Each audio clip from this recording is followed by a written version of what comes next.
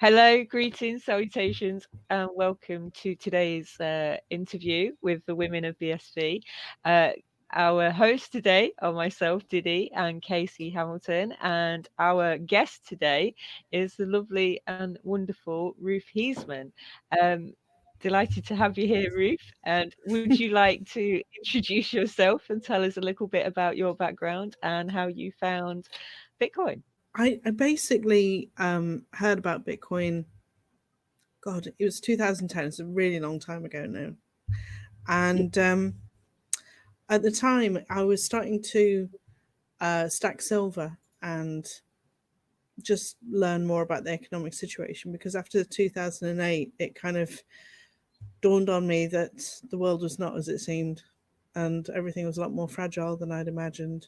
And I could see basically that as soon as they started QE, there was no sort of coming back from that. It was just going to be more and more and more money printing until we reach a sort of hockey stick point of the curve. And I think that's where we're at now, actually. I think it explains a lot about what's going on in the world at the minute. Anyhow, the point being that when I heard about Bitcoin, I was sort of primed, really, and it made a lot of sense to me, because I knew that the economic system that we're in was coming to an end, and I really love technology, so I was game. I thought it sounded like a great idea, but I didn't actually buy in until 2013. I just had a baby in 2009, and I should have been mining, honestly, because I was so early, but I didn't, and I just waited until Mt. Gox came along, and then I kind of took the plunge and bought some. So you are what's considered quite an old OG then in this space, to be honest with you. So Yeah, weirdly, yeah. how did you buy your first bit of Bitcoin, and how did you get involved with Mt. Gox? Because obviously there's a big story behind Mt. Gox as well. Do you want to elaborate a little bit on that? Mt. Gox, as we know, crunched in the end. Somebody stole a lot of Bitcoin, whether it was the owners or someone else. I don't know whether we've actually got to the bottom of that yet. But basically, it was what was it, Magic the Gathering? So it was actually a trading Yeah. card website, wasn't it? They repurposed it as an exchange for Bitcoin. It was based in Japan, and so I remember I didn't have much money at the time because I'd got two kids, and I was, they were in nursery places and stuff. I broke, basically. So I gathered together as much money as I could, and could kind of tolerate potentially losing, and sent it off to Japan and bought some Bitcoin with it. And I think my first coin that I bought, although it was on a very steep up curve at the time, but my first coin was $30, which was $30 crazy. Yeah. BTC. Mm-hmm. Wow. Yeah. But like my second, third, and fourth were more than that, because it was, it was a time when it was starting to really kind of grab attention. And fortunately, I got my coins off. I mean, I was, well informed enough to understand that an exchange is not a safe place to keep your Bitcoin. So I sent them back to my own wallet, and so when it went belly up shortly thereafter, I wasn't too concerned. I do keep getting those emails from the liquidators, but I think it would only be dust that was left in my account, so nothing of any value. Okay. Now, Um, most yeah, most of the people from Mt. Gox been paid back then? No. Do you know? I don't know. I know that some people have been paid back some amount, but it's probably cents on the dollar. I would imagine. I wouldn't have thought it would be a lot. But truthfully, I don't know, because I never really had any loss from that. Thankfully, a lot of people did. A lot of people had really huge losses from that. It was a good, valuable lesson. A good sort of introduction, baptism of fire. And then after that, basically, I, like a lot of other people, I was, once they started talking about chain splits and whether they to increase the block size and so on, I've always been a believer in big blocks. So I thought that's just a bloody ridiculous idea not to increase the block size. I mean, I don't know what I still don't know what they're thinking. It's like, it makes absolutely no sense to me. No sense. If you're going Yeah. if you're going to scale up to serve the world, you scale up to serve the world, and you can't do that with a 1 megabyte block every 10 minutes. It's just like logic. And I mean, not only that, but it seems obvious to me that if you create a second layer, like the Lightning Network or whatever, the transitioning between the two layers is the pain point. That's where you recreate all the same problems again. So it doesn't matter if you've got a second layer if you can't move between the first and second layer quickly, because you're still going to settle on chain eventually. And if you're not settling on chain, then it's not Bitcoin. No, completely. It's not. No, it's something different entirely. So, like, I mean, you're quite an OG when it comes to the internet as well. So, like, Oh yeah. Do you want me to go back a bit further? Yeah. So go on. So let's start with your first business and what it was that you did with your first business, and Right. let's work our way through there, because obviously it's all about, like, Bitcoin itself. What we know of Bitcoin and what we know of BSV is obviously something that built the internet. So I'm interested to know your story about the internet and where that comes from. Yeah. Well, as you know, I'm quite old. I started my first business when I was 14, which is a weird age to start a business. But my dad was an IBM employee, and we had a lot of kit from IBM knocking about the house. Probably still true to say that, when technology companies get rid of old gear, they don't want it to end up in skips. So sometimes it ends up in employees' houses, I think. And so we were exposed. We had PCs from a very young age, which was absolutely wonderful. So my first business was to do data entry for the Halle Orchestra and the Forum of Private Business. And they sent out surveys and people filled them in with a pen, and then I'd go and type all the data in. And my dad did a bit of a data analysis for them at the end. So I was like, my hourly rate of earnings back then was frankly better than anything I've earned since, to be perfectly honest.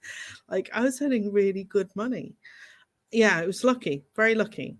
And I ran that all the way until I went to university, and then it just became a bit of a bane, really, because university is a bit sort of all Hardcore. overwhelming. You just want to kind of forget about.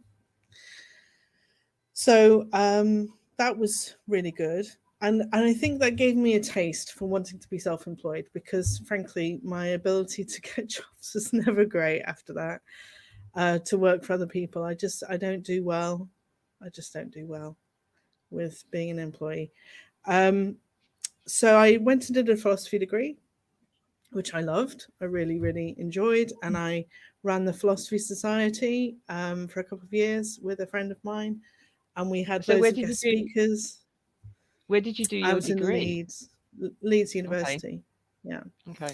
It's like far enough away from home, but close enough, if you know what I mean. It's that kind of perfect distance. It wasn't like the other side of the earth or anything, but it was far enough away that I couldn't come home very easily. And I loved it. I loved Leeds. I was trying to get into Oxford initially, but as a state school kid, I never had any of the kind of coaching or help or advice or anything like that. So I passed all their exams okay, but I totally failed the interview. I was just completely overwhelmed by the whole thing. So I ended up in Leeds, but I was really thrilled to end up in Leeds, because the way it was laid out was so much better than Oxford anyway, because in Oxford you'd have a tutor, and you'd see your tutor once a week. And in Oxford, they have a system of colleges where you're basically stuck in your own college, and there's no kind of central lecture hall that you go to or anything like that.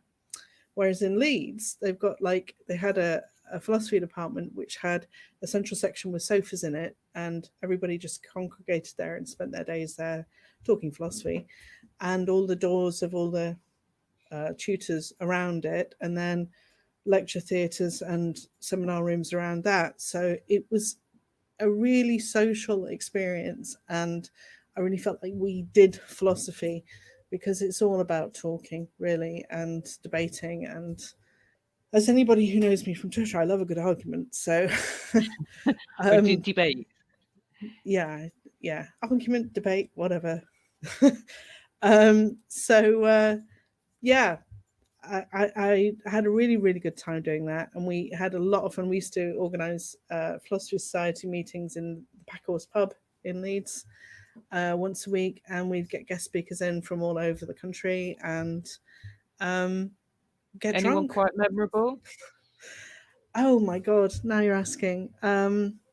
No one you'd know. No one you'd know. A lot of people from a lot of universities around London and Oxford mainly, but well, all over really. But nobody really famous now, but famous in philosophy. Yeah. Okay. And we used to organise walking trips, and we were kind of twinned with the Oxford Philosophy Society, and so we'd organise trips to the Lake District and walking holidays, and we'd go to their philosophy society and they'd come to ours occasionally and stuff like that. So it was by seeing them and interacting with them and realizing that actually they were having quite a miserable experience because they didn't have any common philosophy, common room to sit in. Okay. They didn't get to converse with each other. They just had the philosophy society meeting once a week, So I felt very lucky actually with where I ended up. And at the end, and my experience at university was basically constantly trying to race to the library to get the book that we were working on to do our essay or we were studying or whatever, because there were only so many books available and you couldn't afford to buy them all. You just couldn't have bought them all because you needed to reference out loads as well.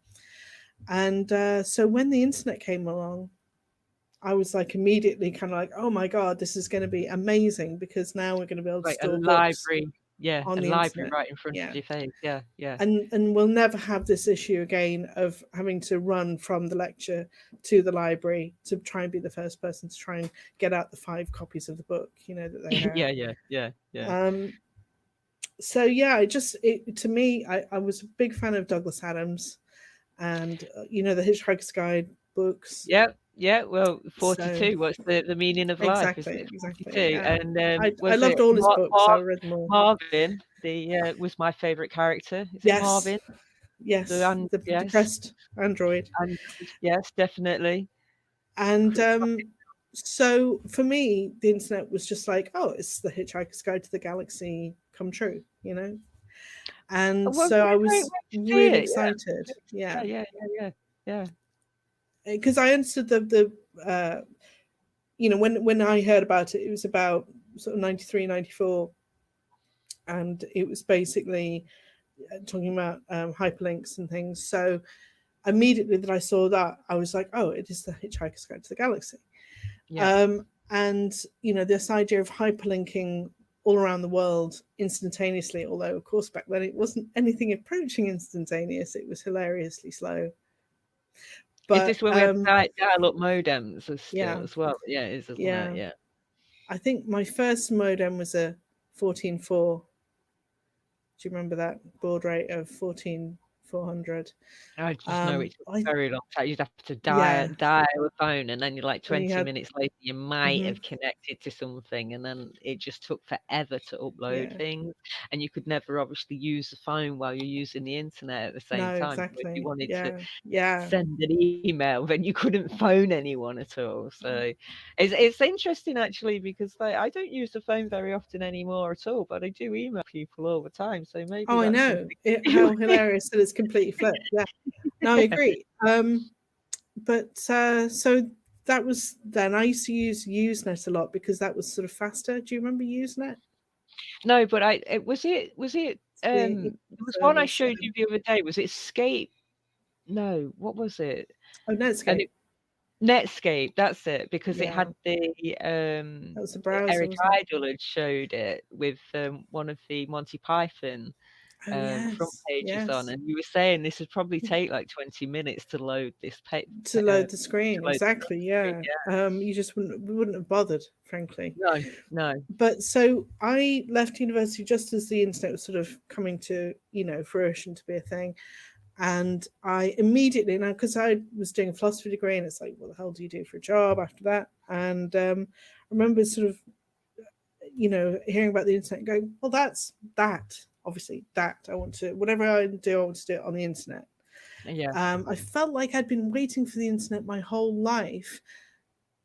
I genuinely feel like that. I feel like the whole, first 20 years of my life was anticipating the arrival of the internet. I know that Okay. sounds But sort of, did it really make you feel like, obviously, I nerdy, mean, but it's about connecting, but did it make you feel like your whole being had now this one thing that you were looking for, you'd found it because this is, exactly. It's like it yeah, yeah, unlocked okay, me. I was just like, right, okay, now I get it. Now the okay, world makes sense.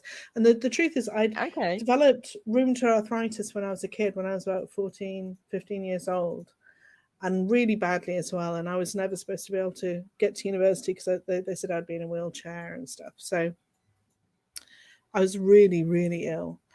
And so for me, because my ability to stand up and walk, and I couldn't take part in any sports anymore. I couldn't ride a bike. I used to love riding horses. I used to love youth hustling. I'd walk miles and miles and miles. So for me, my world was already shrinking quite a yeah, lot, yeah, and the internet just broadened it back out again. It was okay, absolutely fantastic. I remember the Usenet I used to be on. I used to talk to is it Marvin Minsky, bizarrely, on Usenet decades ago. So talking to him about AI and things. who's Marlon Minsky? Marvin Minsky, Marvin Minsky, a guy who does AI basically. okay, Yeah, so you've always had a, university guy, but okay, writes books. all right.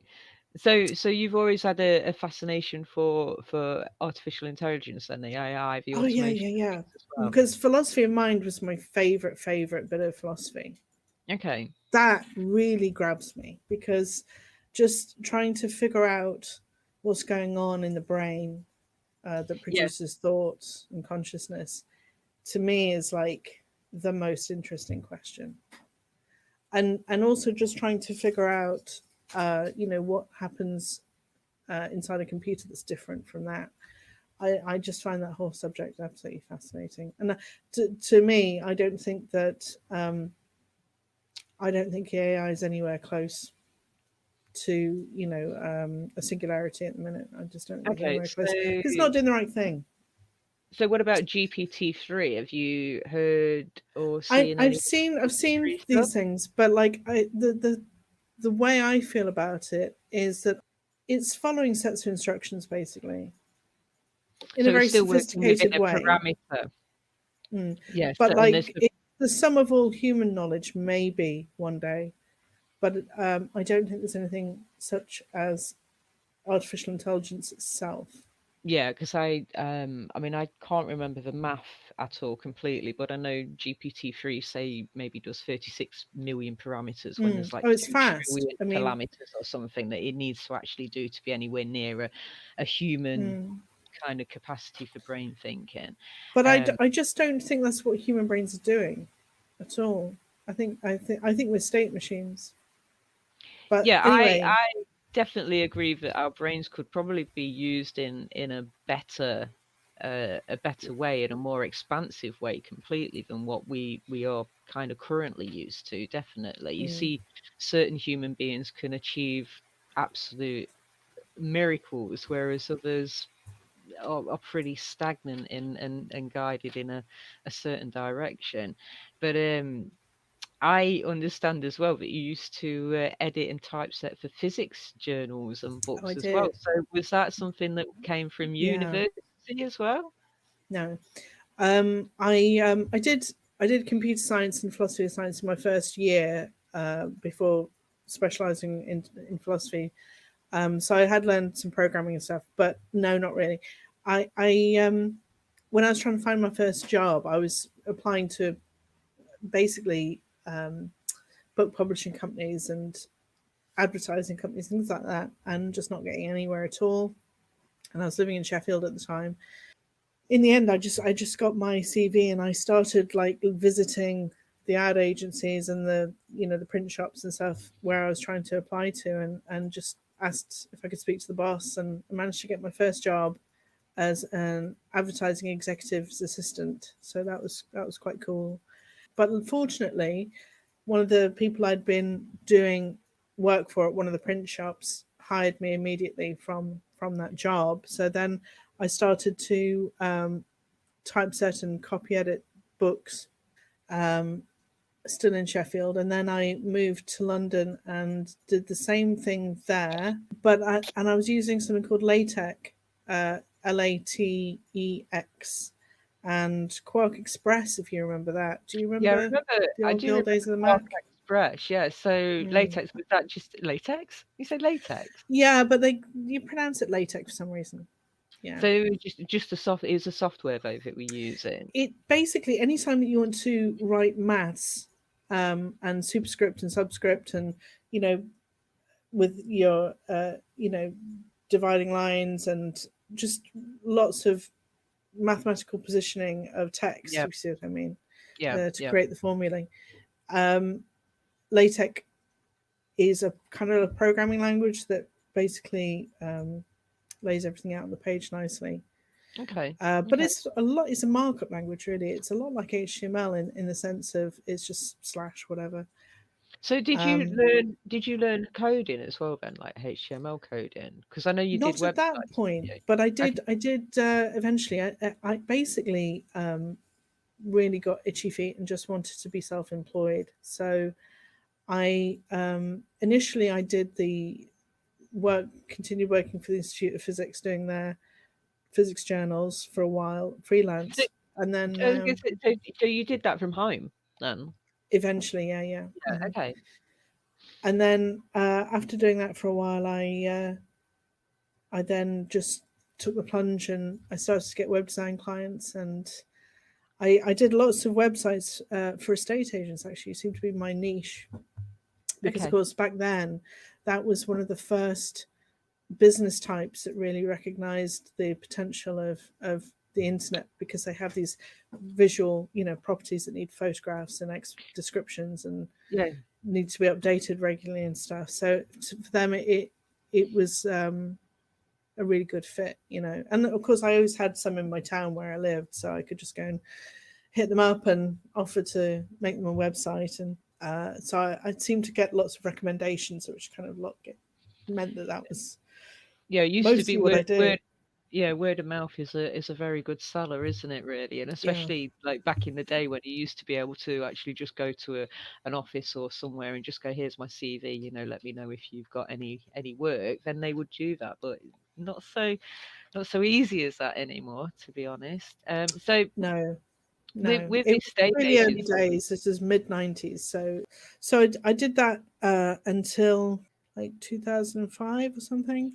And then my dad died suddenly, and he has a printing business, ticket printing business, that I took on, and I was pregnant at the time as well with my first child. So for me, it was a sort of oh. In between that, I also made a content management business as well with my brother. I work with my brother quite a lot because he's a programmer, okay, and we did a content management business. But to be honest, that didn't really go anywhere because the way things have developed, everything's sort of templated, like WordPress and Webflow and whatever the other one's called, Square, yeah, yeah, Squarespace, because now it's all the content management is built into the back built end of the into it. actual. So it was a Yeah. short lived. It just evolved away from it. So we closed that, and I closed my web design business, and I took over my dad's business, which he had several employees, and it was a good going concern. So I Okay. didn't want to let it. And I've been doing that ever since, really, whilst raising my kids. And the funny thing about it is that we've introduced vouchers as another product. And I remember my dad, when he set up the business when I was a teenager, because he used to bring the pro printers home from work, from IBM, and they'd be hammering away, because they're very loud, noisy printers, and it was all a DOS driven system. And he'd stand next to the printer and he'd go, listen to that, 2 pence, 4 pence, 6 pence, 8 pence. He was obsessed with the idea that he was printing money. Got you. Yeah. Okay. Okay. He was printing tickets, but then if you think about it, It, tickets and vouchers are stand ins for money. Yeah. Yeah. So from that perspective as well, when I heard about Bitcoin and we're printing tickets and vouchers, which is a money stand-in, again, it made a lot of sense to me immediately. You know how a lot of people say, "Oh, I heard it, and I thought it sounded like a stupid idea or whatever." I never did. I immediately that I heard about it, I basically watched YouTube suggested a video to me about Bitcoin, and immediately that I heard about it, I thought, because There's you know kind of the missing link for yeah, the way that the internet was working at the time. I call them solution-based technologies. These are the solutions, you know. and that's the thing. I think when you see a solution based technology, when you can see that something is there is like a real hair on fire problem, and this is the solution for it, you can't look away. It's like, you know, now you're in, and I've been obsessed ever since, I suppose you could say.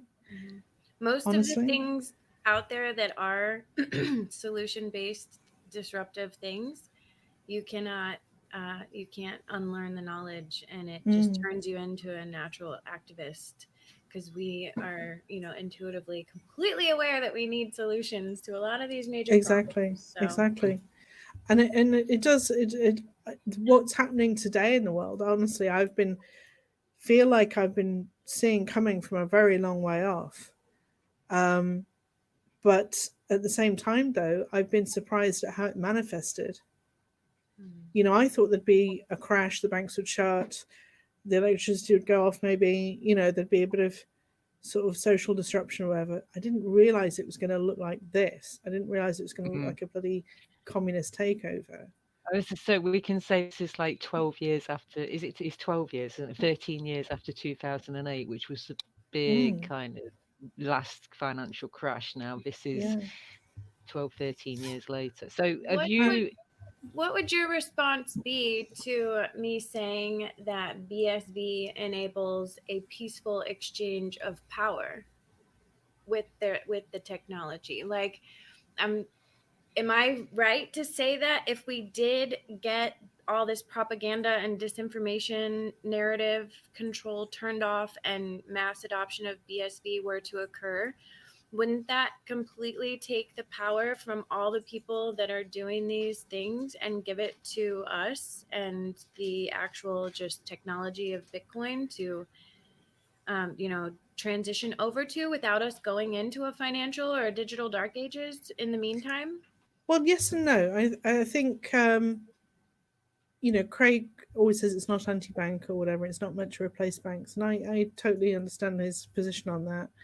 So I do think banks would still exist because they're still going to need banks to lend money and, you know, all But what those will banks functions. morph into if a lot of the criminal behavior they've been involved with is exposed? You know, how you see how fast people cancel culture and mass exodus things that have had just such a tarnishing of their reputation, people don't trust them anymore. So what does Well, that look like for banks too? the You know, the, the like way I what's see around it is that it's got to be a bit like silver and gold, who are playing the role of keeping money honest. That is Bitcoin's role. So I don't think it's ever going to be the only money available, and I think Craig's right that it's going to be digital cash. And I'm sure, you know, countries will want to print their own version of it, but the function it serves, I think, is to basically prevent them from straying too far into totalitarianism, because as long as there is a money that we can send peer to peer directly to each other with no, you know, third party intervening in the middle, then and it can't be printed, so it can't be inflated like they are doing currently.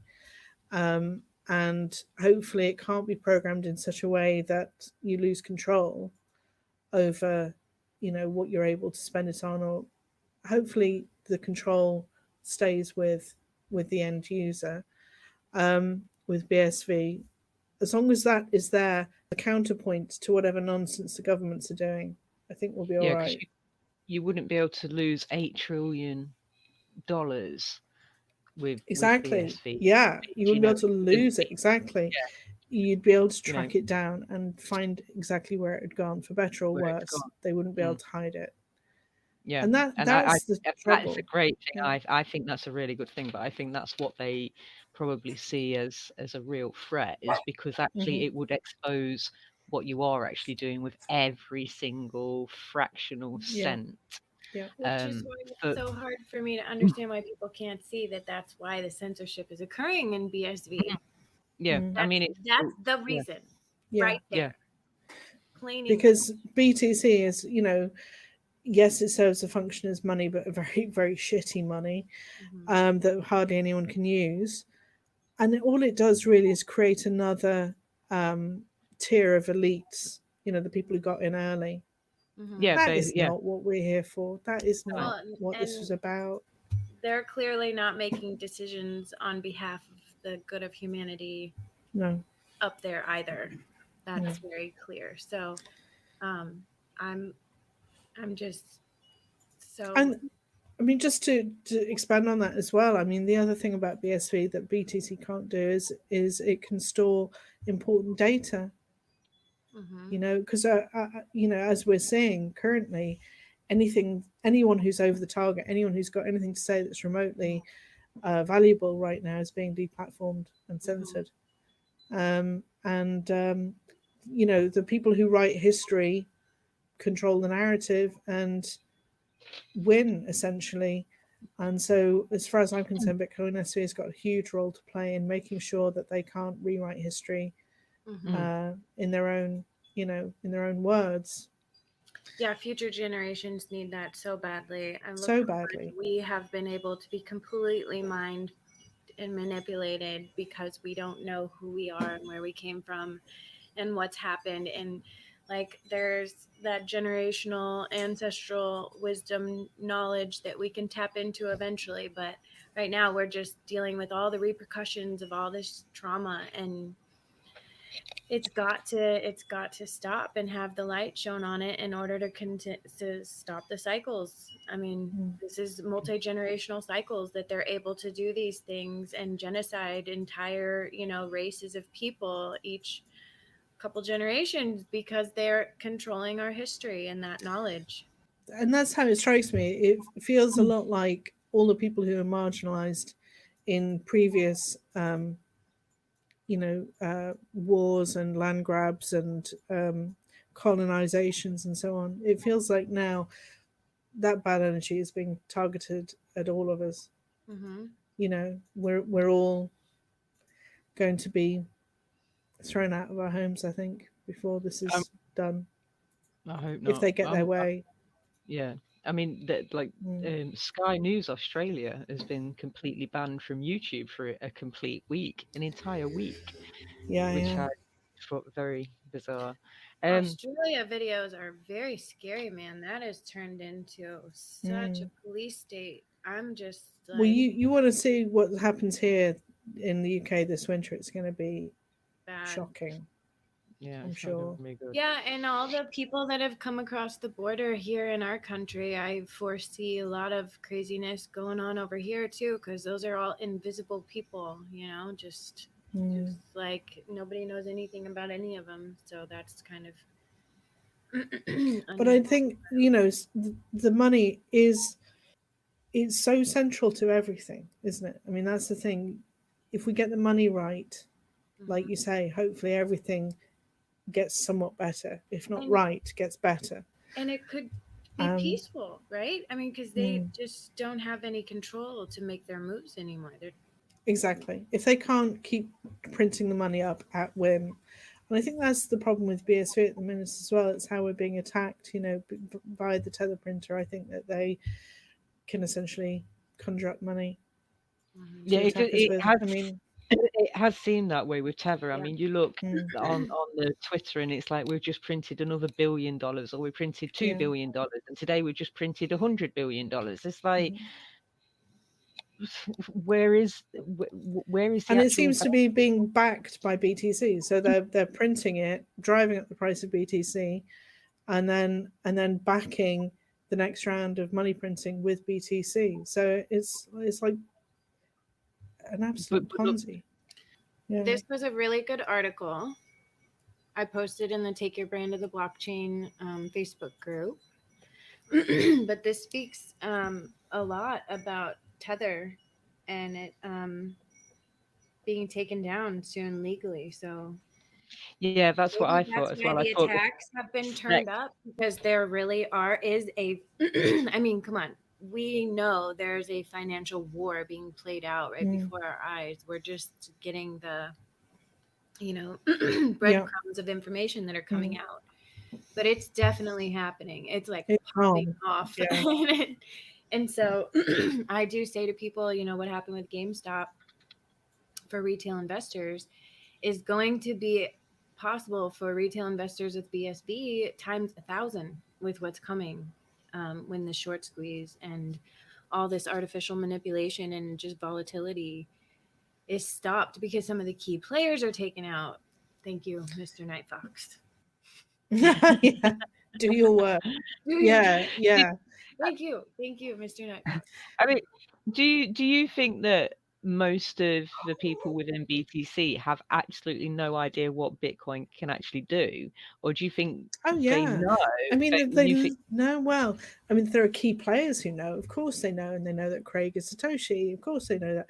But I think the vast majority of people in BTC and the crypto, as a whole, have no idea what it's capable of, and I know that's one of the most infuriating things. That's kind of why we're doing this channel, isn't it? It's because it's the very true? information is so poor, it's so siloed, and you have to dig and dig to find this out, which is nuts. 10, 12 years in, isn't it?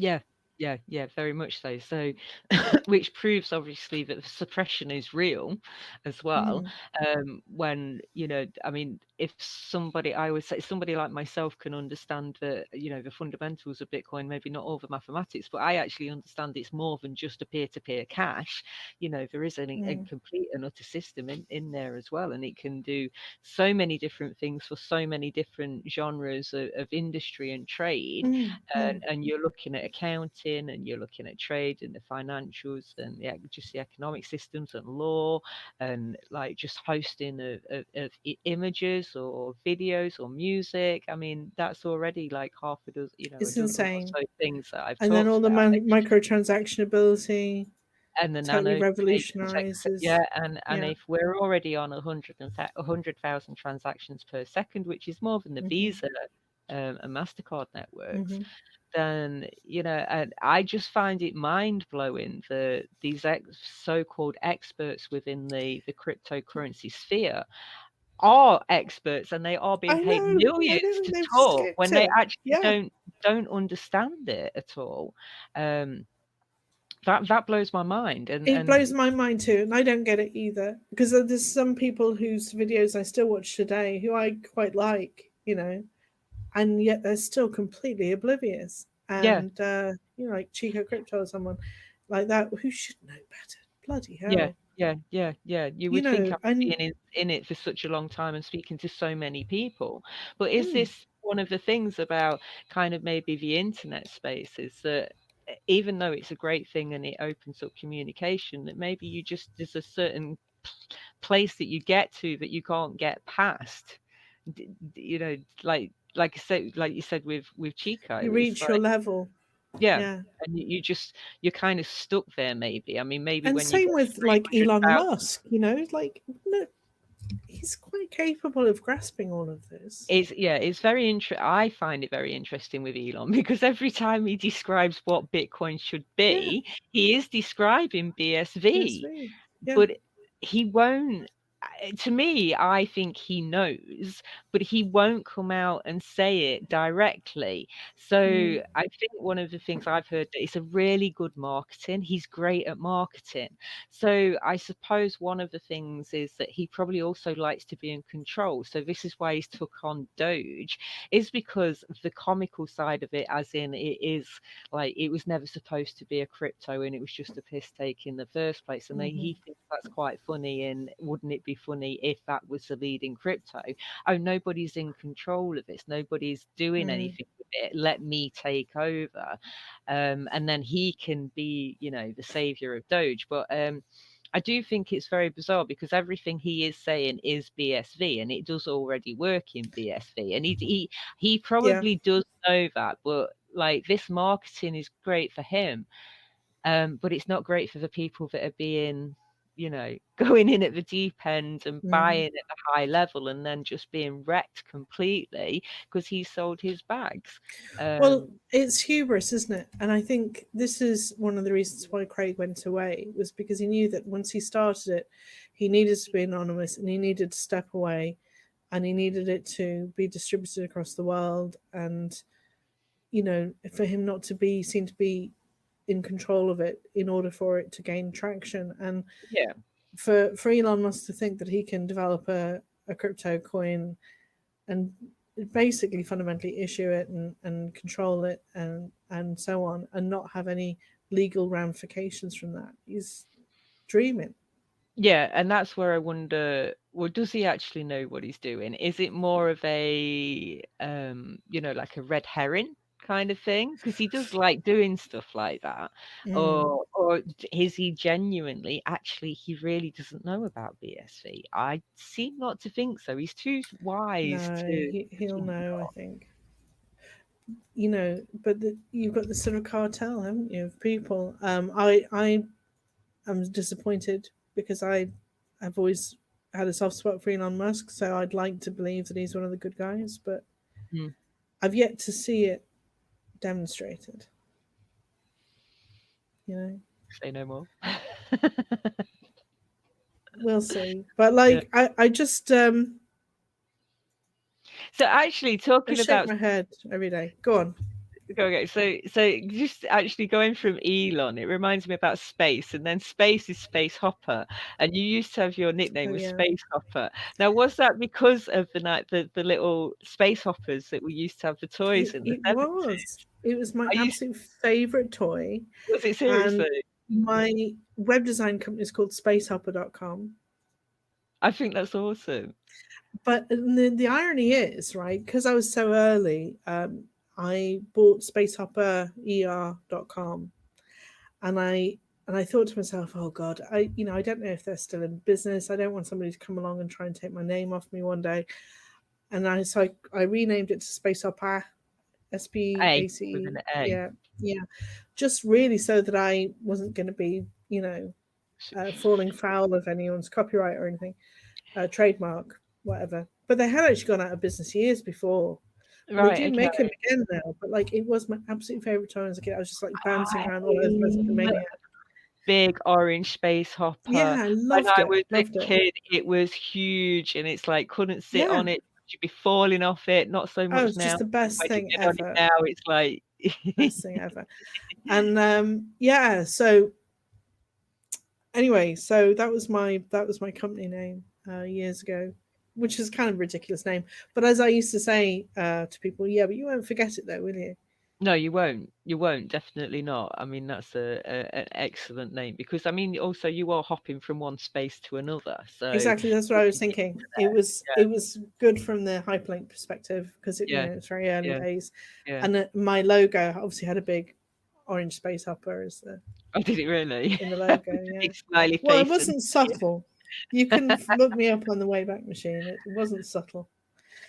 But I had a lot of fun doing it, and I'm actually just getting back into web design again lately, and I really love it. I forgot how much I enjoyed it. It's easier now. Yeah, now it's a lot easier because you don't need to do all the coding and the HTML and the XML. It's not that, but the tools are so much better. Sure. I mean, I was working in Notepad, to begin with, and then Dreamweaver came along after a while, thank God. But there was a Microsoft one. I forget what it was called now. Between there was still Notepad quite and though as well. Dreamweaver. I used to use it was I can't remember the name of it either, but it came out and it was great because it was I could just drag and drop and then it would automatically write the code for me, which I was like, wow, I don't have to spend 6 hours just typing this. It used to drive me nuts typing code. To be honest, it didn't bother me too much because I'd been coding LaTeX for a job. right?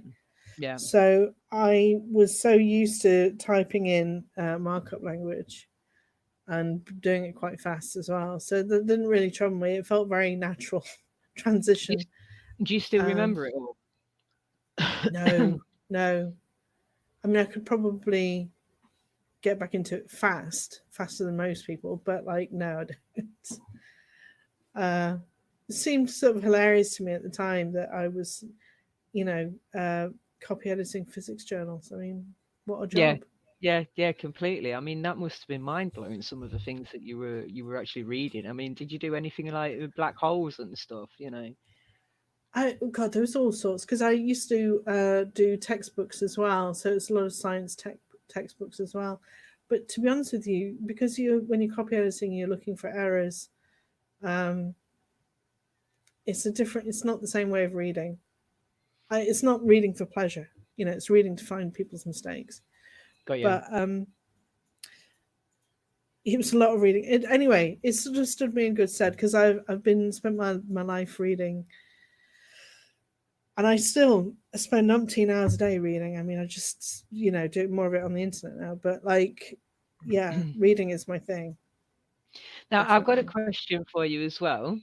So you're quite famous within the BSV community for your tweet that keeps getting untweeted or whatever the word is. So tell us about your quote and like literally the little story with this tweet, because I think it's quite amusing. And I think a couple of weeks ago, I think there were many people that had literally copied your tweet to see whether or not they were gonna, rewrote it. So but they rewrite it with slightly different twists on it, which I like. Yeah. So let's what is this quote? Read this quote to us. All right. You can overcome your distaste for CSW at $100 BSV, at $1,000 BSV, or at $10,000 BSV. It's up to you. And my point for writing that, what I was trying to convey, is basically that you're going to be hurting yourself eventually. Your dislike of a person is going to make it so that when you do finally get over it, and get over how you feel about Craig, you're going to have to buy it at a much higher price. Yeah. So better to separate the two things out in your mind. Does the technology work? Is it going to be more valuable over time? I mean, this is how I felt about the internet, frankly, was the minute that I saw it and hyperlinking and, this sort of Library of Alexandria effect, and just being able to store one copy of something and for 1,000 people to be able to look at it simultaneously, etc., and so on. I knew that this is going to change the world, top to bottom, completely change everything. And I just, you'd see it in a flash. It's like, oh, this is going to change everything. And the same thing about Bitcoin. And as soon as I heard Craig talking about how, we're going to store data on chain, build businesses on chain, that it was going to basically facilitate the new internet, and make a secure, valuable, private, business ready version of the internet, all the things that the web should have been but wasn't, because it's not secure. You have to log in with a different password to every website. We should be logging in with our wallets, Yeah. And of course the other thing that BTC doesn't do, we're basically using a different public transaction ID. What am I trying to say here? Public address is what I mean. For every transaction. BTC don't do that, and just the obvious stuff that it should be doing but isn't. But as soon as I heard about it, it's just like, yep, this is right. It's going to change everything. And like, if you can't recognize that pretty quickly, then what are you doing? You're sitting there with your thumb up your ass. What are you doing? This is going to be everything. So to me, it's always been so obvious. It's just like you sit there and you're trying to sort of talk to people about it and losing your patience, because it's like, no, this is so obvious. You don't get it. I had the same experience with the internet when I was trying to talk consultants into getting online. They're going, oh, it's just a fad. It'll go away. It'll be a flash in the pan. No one's going to be using this 5 years from now. I was like, you're so wrong. I don't understand how you can be so wrong. And have a straight face. I can't, but I have that sensation a lot these days, tell you, about a lot of things. These are just war tactics. Yeah. Deny, War tactics, yeah. claim ignorance, Spread FUD. spread FUD, Yeah. financial war, and BSV is what's under attack. So that's why it's like, especially on Clubhouse, we've all been getting on there trying to talk about this and profiles. I'm intrigued about this this tweet as well, because like I'm sure I saw it at one point and it was like 960 likes, and then it was like 1,000 likes, and then the next minute it was like 500 likes. So it almost seems like it's been They come around and clear it down occasionally. It's very bizarre. So this is something I find quite intriguing. Just says 1K now. I mean, I know I've re-clicked it several times, and I know several other people have as well. But this does seem to be like a targeted attack through Twitter to sort of make sure that it can't be seen. Yeah, I don't know whether it's all my tweets or just this one.